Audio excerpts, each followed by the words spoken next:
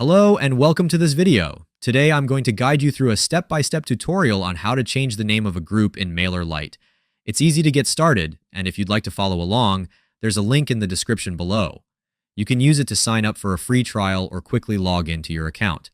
First, navigate to the Subscribers tab and click on Groups.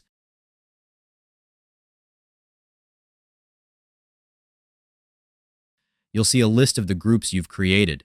Locate the group you want to rename and click on the More option next to it. Select Rename from the drop-down menu.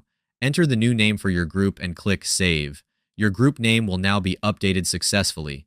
Before we end this video, I want to invite you to a free training on building your email list while earning high-ticket commissions. My team and I have been using this method to make over $3,000 in commissions while growing our list for free. If this sounds like something you'd be interested in, just click the link in the description to sign up.